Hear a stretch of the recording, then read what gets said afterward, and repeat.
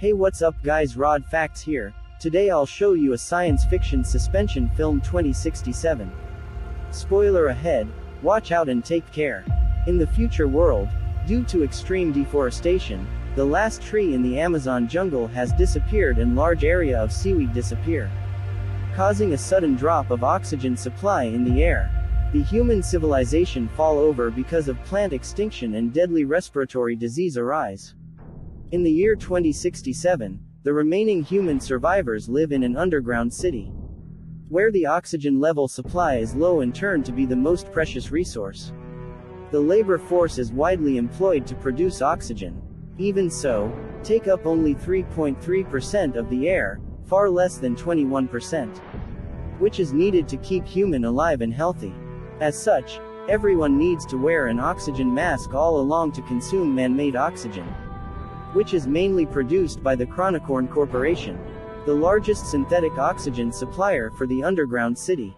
However, that kind of synthetic is tarnish. It will gradually cause a deadly disease known as sickness, which won't kill people suddenly, but it is chronic and untreatable. People will spit blood once they got ill from it. Their lives will come to an end with no antidote. The human race will disappear sooner or later. As a result, those strong individuals fight for oxygen supply. If someone got no choice but to burn itself as a protest against authorities' opportunities for the oxygen supply, instead of showing sympathy for dead, the authorities condemns such a irresponsible act, because their burning suicide will just waste more oxygen. Ethan works as a mechanic for the city power plant.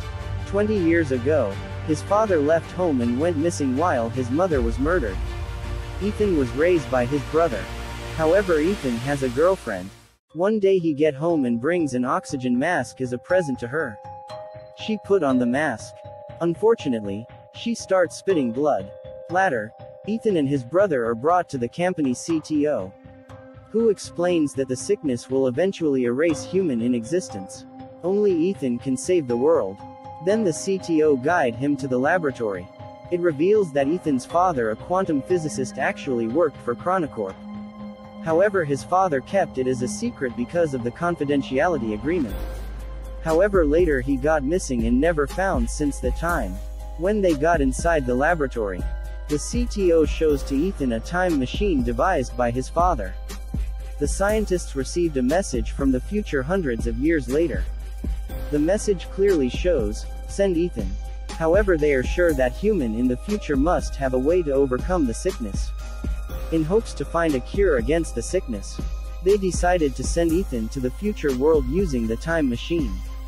At first Ethan refused the mission due to high risk of no coming back and he don't trust the Chronicorp. Watching her girlfriend badly ill, he make up his mind and accept the mission. In exchange to his mission, he promised that his girlfriend will be saved first. Once he got the cure, he equipped with a microcomputer for communication and navigation. Ethan then goes into the time machine.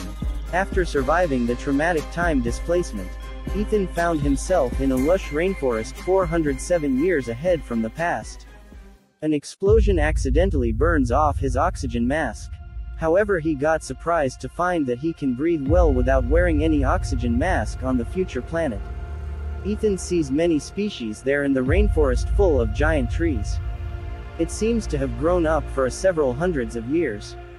Upon following the instructions of the microcomputer, Ethan reached the entrance of a bunker, where he found a skeleton wearing same jumpsuit as his. He assesses it thoroughly in a bullet hole in the skull forehead.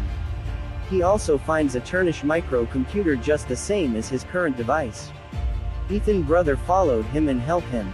They return to the entrance, and the skeleton remains in place, which means Ethan will die shortly. They search for the forward and finds an entrance located on the other side.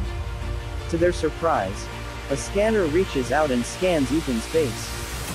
The door opens automatically. They get in and pass through the dark hall, where a computer identifies Ethan and shows him the next instruction. Confused though, Ethan press enter, trying to activate the system. But he's then shocked by the DNA verification process. Shortly after the blood test, the system has been successfully activated. It turns out to be the exact Chronicorp laboratory, but a still functioning time machine. which excites Ethan's brother greatly. Because that means they're able to return to the past. But Ethan doesn't think so, for the dead body of his future self just remind him that he will die sometime soon. Ethan checks the system log and finds a holographic recording made by his father, who explains that the time machine was originally designed to collect the oxygen data in the future planet, and then transmit it back to the past. However, when the father first started the time machine, he received a message asking him to send his son to the future. Despite his misgivings, he chose to do so and made a DNA verification for Ethan. But Ethan and father realize the time machine won't be able to take them back. Bakways, its battery has almost depleted after 407 years. What's worse, the activation of the laboratory triggers a malfunction in its nuclear power core, threatening to unleash a nuclear explosion in just 4 hours. Which means they have to find a way to fix the time machine and travel back before the explosion, running out of the time. They have to act quickly. Outside, they are surprised to find a ruined city covered with green plants but no sign of humans. It is showing that Earth starts its self-recovery after human extinction. Ethan gets to his girlfriend's house and he finds her bones, making him fall into despair again. Ethan's brother tries to persuade him to go back to the past, as the cure against the sickness doesn't seem to exist. The brother's words make Ethan suspicious. He then turns on the rusty microcomputer to play the recording once again, from which he recognizes his brother's voice, and it seems the brother is exactly the one who shot him. While his brother raises his gun to Ethan, he still denies strongly that he would shoot Ethan. In huge confusion though, Ethan decides to complete the mission first. With their joint efforts, they manage to repair the power core. Now the system works, and they should be able to return to past, but Ethan still finds his body remains behind a door at the same location, which implies that they haven't made any change to the future. In order to find the truth, Ethan pulls out the battery of his current microcomputer and puts it onto the tarnished one. In that way, he gets access to another video, in which Ethan is assured that his future self will be killed by his brother. Finding it hard to believe that, Ethan locks his brother up in room, then plays back his father's holographic log from the day died. He discovers a conversation between the chronic CTO and his father. It's shown that Ethan's father wanted to save all mankind. However, whichever plan they choose, someone must travel into the future and return in the time machine. To stop the CTO plan, Ethan's father locked the time machine using Ethan's DNA as the verification key. CTO get angry and killed Ethan's father. Ethan realized that he misunderstood his father, that his father did not deliberately abandon his family.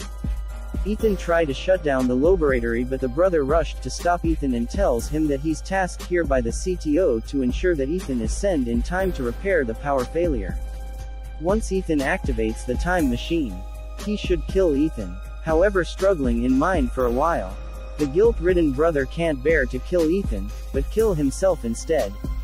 In rage and regret, Ethan is determined to fulfill his father's dying wish. Meanwhile, in the year 2067, CTO and people there are waiting anxiously for the time machine to be activated. To their shock, the time machine sends back hundreds of extinct plants along with a video-recorded murder of Ethan's father. After, Ethan destroys the time machine. In the end, the CTO is arrested because of her murder. Those plays sent to 2067 are cultivated to revitalize the world. Ethan's girlfriend also receives a flower sent from him and understand his choice. Ethan stay in future. He buried his brother and forgive. When Ethan go back, he noticed that the corpse of his future self has gone. He even take a look at the outside world and feels relieved to see that the world has finally been changed.